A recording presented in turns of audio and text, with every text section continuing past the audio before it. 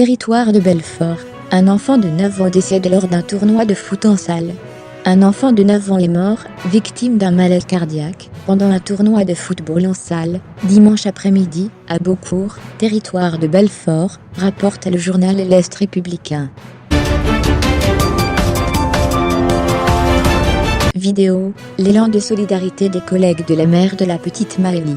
3 mois bientôt après la disparition de la petite Maëlie, les collègues de la mère de la fillette ont décidé de se mobiliser.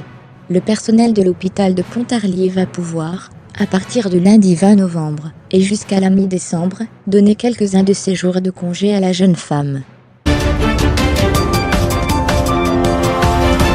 Quelles voitures ont le plus de probabilité d'être volées? Smart, Range Rover, Evoque, Ford Fiesta et Renault Clio 4 forment le top 5 des voitures qui ont le plus de chances d'être dérobées en France. C'est en tout cas ce que démontre le baromètre des véhicules les plus volés, publié par l'association 40 millions d'automobilistes, ce lundi 20 novembre.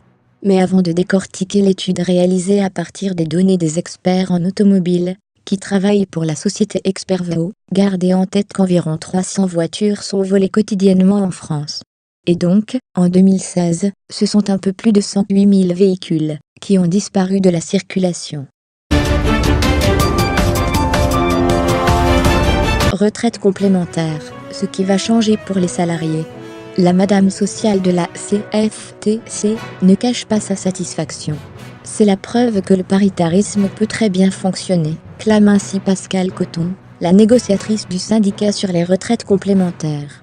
Vendredi, à l'issue d'une réunion éclair de quelques dizaines de minutes, syndicats et patronat ont définitivement acté la fusion des deux régimes de retraite complémentaire du privé, à savoir l'ARCO, tous ces salariés du privé, et l'AGIRC, cadre. Cette fusion avait déjà été inscrite dans l'accord de 2015, mais les partenaires sociaux devaient encore fixer certaines modalités.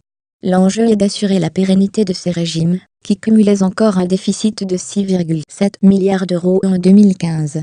À ce titre, la fusion des deux régimes va permettre d'avoir des réserves cumulées de 60 milliards d'euros.